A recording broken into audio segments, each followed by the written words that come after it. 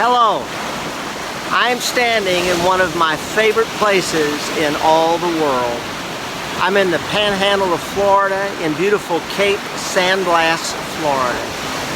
Teresa and I have been all over the world, and we have not found any place that the sand is any whiter, and the water any clearer, and the people any nicer than here on Cape Sandblass. I wanted to take a moment and share a testimony with you, a miracle story about a God that gives dreams and a God that makes dreams come true. First time Teresa and I found this place, we're in St. Joseph Peninsula, just steps away from the T.H. Stone, a Memorial State Park, near Port St. Joe, Florida, in the panhandle of Florida, not far from Apalachicola. We found this part of Florida during a really difficult season of our lives. We were going through a tough time in the church. This was years ago. And we came down here and found this beautiful place. And I was out here one day on the beach without anyone else in sight, just our family. A pristine place. Just a short distance from here, less than a mile up the road, is the state park.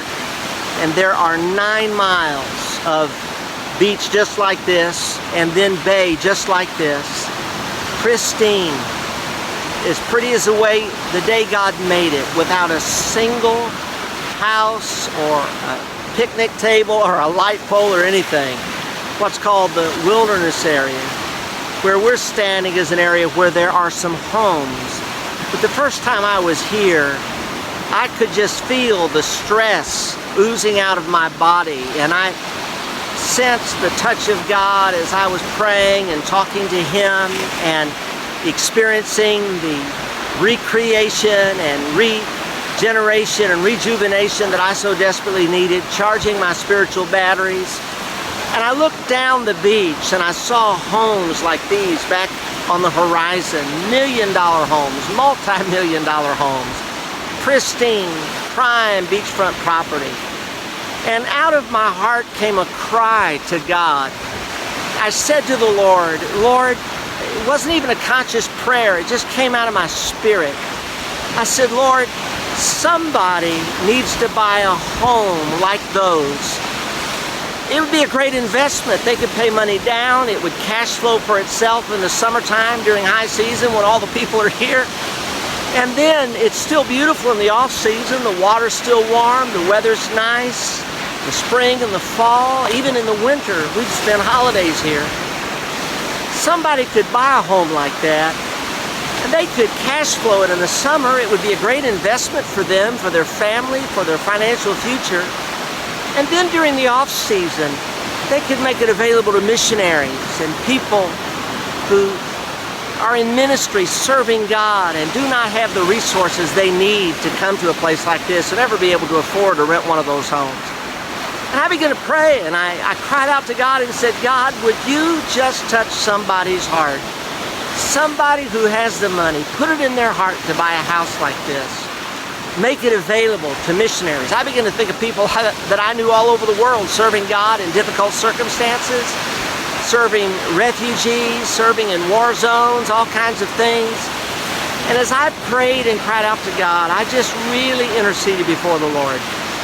Well, that's been several years ago. We've been back down here several times, and it's a story that's too long for this video, but God did a miracle. Teresa and I never dreamed that we would be the ones that would be able to make that dream come true.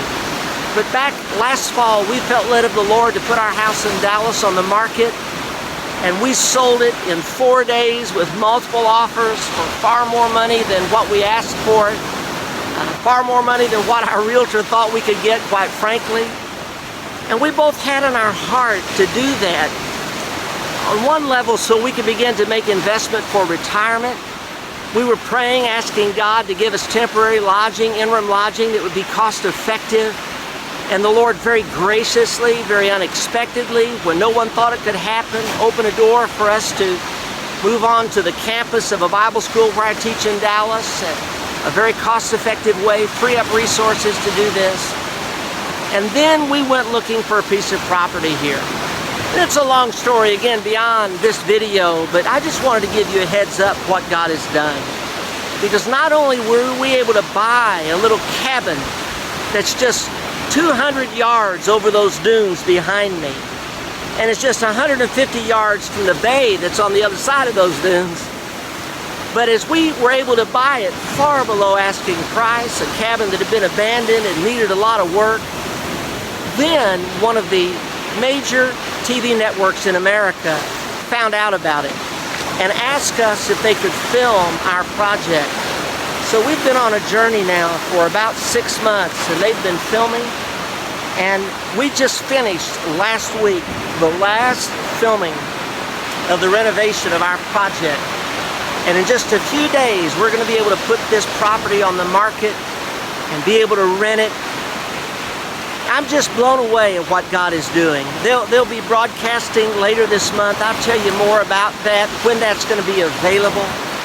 But for those of you that are our Facebook friends, and those of you that partnered with us in ministry the years that we were in France, some of you prayed with us when we were there that God would give us a home. We dreamed of buying a home, and it seemed impossible in Paris because of the cost of real estate there. I remember we were at a missions conference in the south of England, and an elderly couple asked me how they could pray and so forth, found out about our ministry, and then they sent a word to me after I got back to Paris, and they quoted the verse from God's Word that talks about God giving the children of Israel houses to dwell in, and they underlined the ES. They said not just one, but more than one. God's going to give you more than one house. Our dream for a long time in France was to get a little apartment in Paris. Real estate there is very expensive and things are very small, and then one day to buy a little cabin somewhere out on the coast of Normandy where we could have a French beach cottage and we could make it available to pastors and church planners and missionaries and the like. Well, that didn't happen in France, but it has happened right here in the panhandle of Florida, in Cape San Blas, Florida. This beach was twice voted the #1 beach in America. And our cabin, our French country cottage, is just 200 to 250 yards across these dunes from this beach. 150 yards past our cabin is the bay. We have deeded beach access, bay access, private access to the beach and to the bay. We're less than a mile away from the wilderness area I talked about up in the T.H. Stone Memorial State Park, the St. Joe Peninsula State Park. It's one of the most beautiful places on earth. In fact, people that know Florida well say it's the only place like it left in the state of Florida. They will never build high-rises here, never build large condos here. They've passed zoning ordinances. They can't build above 50 feet, unlike any other place in the world.